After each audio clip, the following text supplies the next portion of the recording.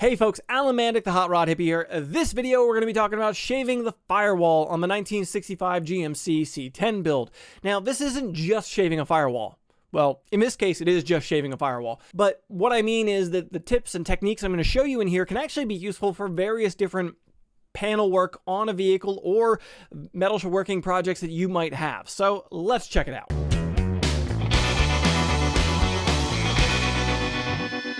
Now this is a hands-on me showing you how I shave a firewall video, but I didn't get to finish it the way that I originally intended to. As with so many projects on this C10 build, well, wires got crossed, paths crossed over each other, and I just didn't get to finish the video the way I set out to do it. I started shaving the firewall, I welded in all the plugs, and I did a lot of what I wanted to show you folks, the majority of it. But the last few steps that I also wanted to show you, well, my dad mocked up the front end sheet metal of a truck and completely blocked my access to doing that, so I wasn't able to film that for you.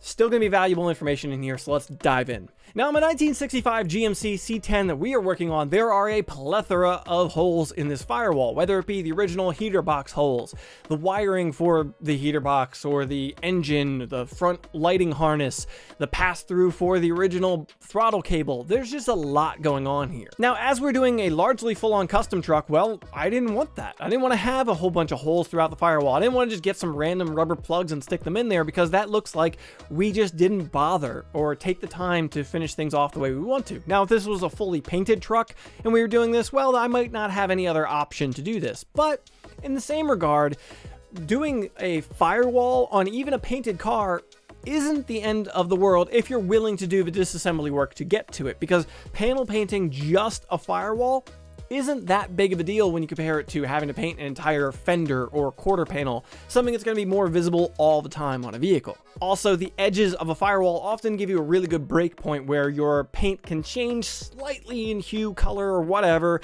and it really won't be nearly as noticeable as when you're flowing from one fender to a door or something like that. Now, what I consider to be the elephant in the room here is that if I had more time with this build, I would have fully disassembled things, I would have cut out the entire firewall, and I would have bead rolled and just fully made a custom firewall for this truck. That is the way I would prefer to have gone with this, but I just did not have the time for this project to devote to that. So we are going to go ahead and work with the firewall we have to shave it and work around it.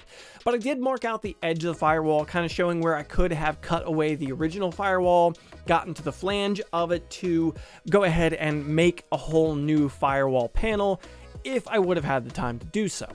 Now, I've done a dedicated Tooltip Tuesday video about these things in the past, but one of my #1 most used tools in the fabrication shop is circle templates. And when I'm doing something like shaving a firewall, I use them even more than I normally do, such as this boss that we have on the firewall. That is a raised section of the firewall that we no longer need.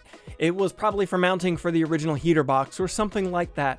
It just serves no purpose on this custom build any longer, and if we just filled the hole in the middle of it and left the boss standing off of the firewall, it would look out of place. There would be no apparent reason for it to be there, so it would stick out like a sore thumb, at least in my opinion. So the use case for the circle templates in this case is I just hold it up around the outside edge of that, and I draw a nice clean circle around the outside perimeter of that boss.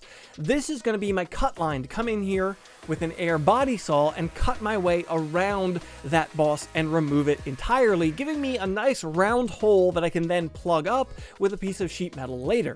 Another tool that I find invaluable when I'm doing firewall shaving is one or a handful of countersink bits, because a lot of the time if you just sand a firewall smooth, and even if you get it sandblasted, sometimes the little edge inside of the opening of one of those original factory holes holds on to paint better than the rest of the panel did, or it's inside of that hole. So if you try to just weld a plug into there, you're going to end up welding into paint and contaminating your weld, and it just turns to a mess. Or that edge can get just a little bit rusty over time from a bolt sitting in it for 50 years or something like that.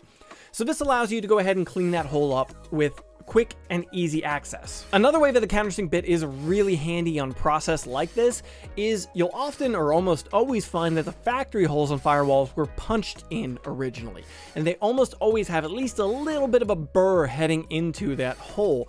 We don't want that when we're filling a hole up when we're shaving firewall, because that little burr is thinner metal than the metal around the area. The parent metal is thicker than that burr edge is because it's sheared off in that opening. So the countersink allows us to easily clean up that burred edge, and the point of that is that if we tried to weld to that burred edge with a filler plug later on, we would find that that would blow away much easier than the surrounding metal because it's thinner. My next step in this process is I need to clean the holes that I'm going to be filling, both outside and inside of the firewall. Wherever I can access the holes I'm going to be working with, I need to clean them. If all I do is strip the paint off the outside of the firewall and I go to weld a plug into there, I will draw that paint in. A proper weld on a piece of sheet metal will burn all the way into that metal. It will penetrate to the other side of the metal. And something that a lot of people don't think about when they're doing any sheet metal repair work is they don't realize that they could be drawing whatever is on the backside of that panel into their weld. If you do not clean off the rust, the paint, the primer, undercoating, whatever is behind the metal that you're working with, it will be drawn into your weld like a candle with wax and a wick. Now, obviously, sometimes you just cannot get to the backside of the metal you're working with, but anything you can do to clean up the metal around where you're going to be working is worth your time to do in the long run. After I have my base metal both inside and out cleaned up, so I have a nice clean bare metal surface to work with, I go around with a hammer and a dolly and I try to straighten out any of the holes that I'm going to be filling in.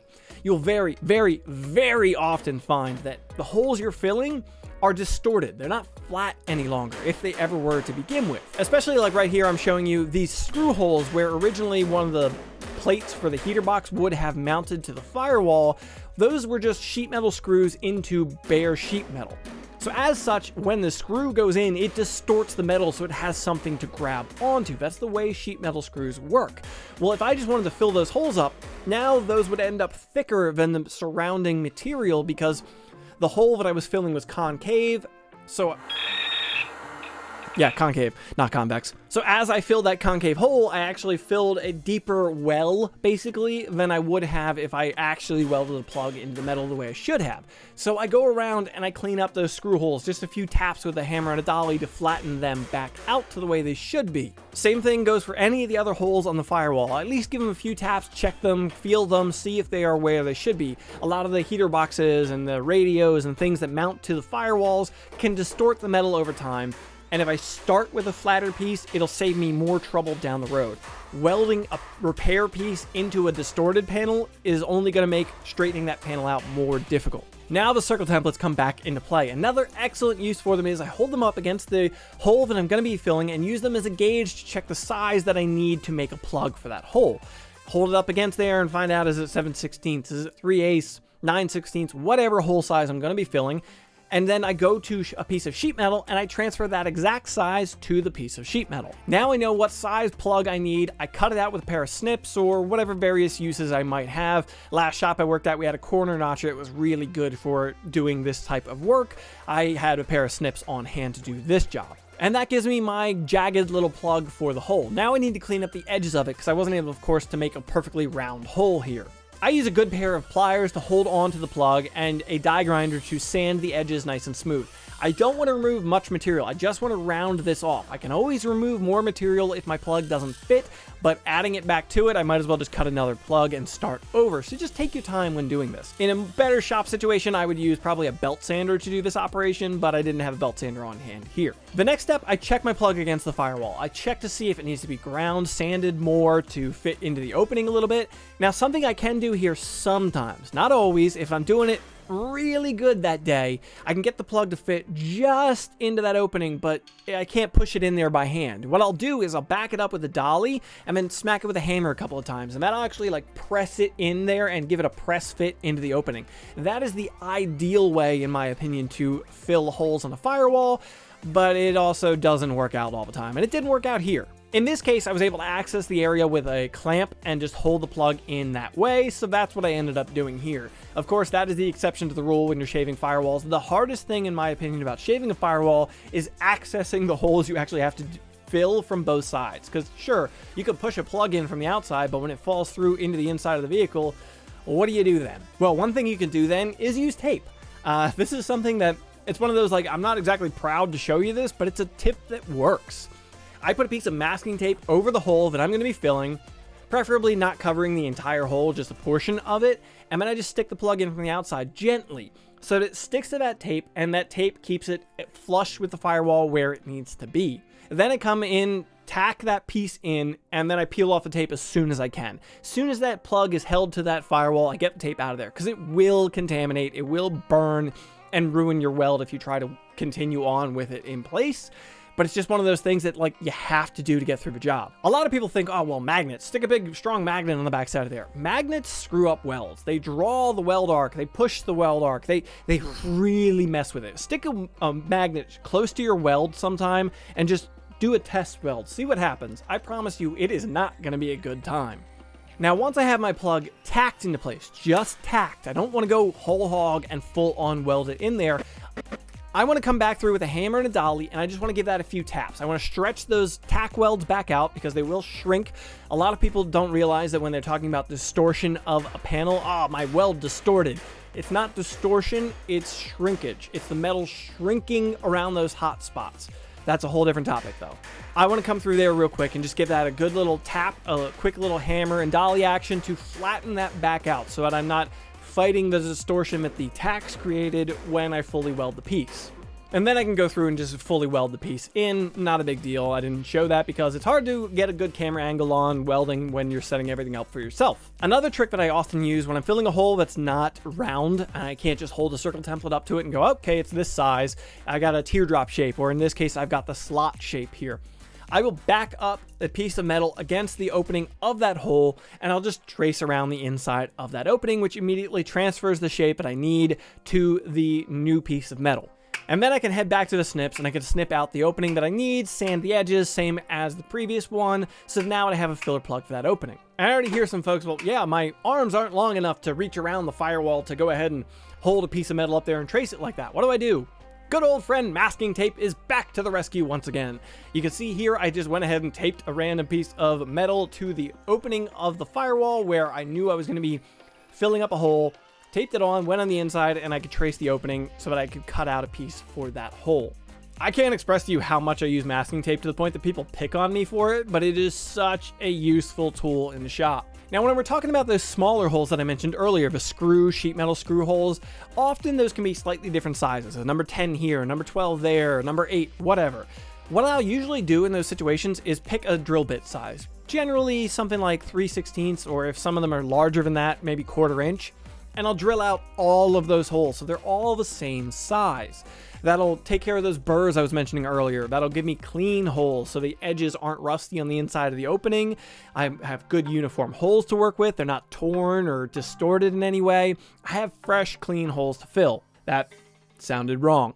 Then I pull out a tool that I've done a dedicated video in the past about, and that is the hand punch. And I talked about this exact method in that video. Say I drilled all those holes to 3/16 of an inch. Well, I grab the 3/16 punch, put it into here, and I just punch out a whole bunch of knockouts of the sheet metal that I'm going to be using to fill those holes. As I said earlier, we don't want to be working with distorted metal right off the bat. We want to have clean, flat metal, not fighting ourselves in the long run. So I'll just take that and I'll go to either a welding bench, an anvil, in this case, a dolly, and I'll just give it a few taps with a hammer to flatten it out so I have a flat plug to fill up those holes. Now, the last tip that I have for you on shaving this firewall is using threaded bosses to your advantage. If they're in a position where you could make use of them in the future, sometimes getting rid of them just doesn't make sense. In this case, this truck has 4 threaded holes in the firewall, 2 at each end of it, that were for the original inner fender mounting. Now, I don't need them any longer, but I didn't want to get rid of them because I have a whole bunch of wiring and AC stuff under the dash of this truck that I'm going to need to add mounting points for in later anyway, so why eliminate mounting points? In this case, what I do is I thread some longer bolts through there, bottom them out in the hole, and then I cut the head off of those bolts. Now, from the inside, I have a couple of studs sticking out of there, but I can mount things to. I can use as mounting locations. Even if I just run my wiring grounds to them or something, they are there. Especially once they're welded to the body, they're going to have a good ground connection.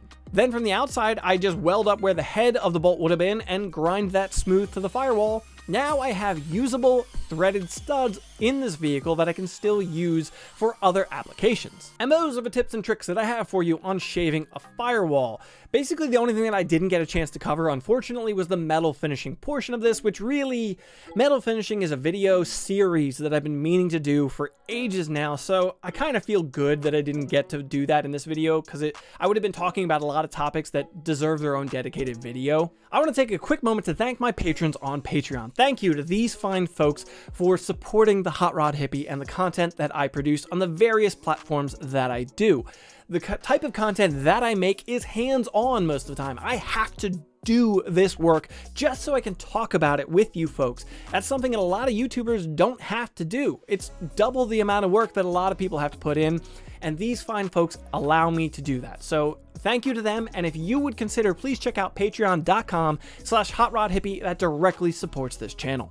Alright folks, that's going to wrap it up for this one. I do have a couple of more videos from working on the C10 that are kind of along this line. The videos that I never got to finish the full video that I originally set out to do, but I still have useful information in there to impart to you. I'm also going to be back in North Carolina working on the C10 in the near future. So if you have any questions about the build, something I haven't covered to this point you would like me to talk about, please let me know in the comments so I can maybe cover that in a future video. All right, folks, I hope you found this video interesting. If you did, please go ahead and drop it a like. It really helps out. Let me know in the comments down below. What else do you want to see? Did you find this informative? Let me know in the comments down below. Patreon.com/HotRodHippie, that directly supports this channel, and get subscribed to keep up to date with all the HotRodHippie content. Thank you for coming around.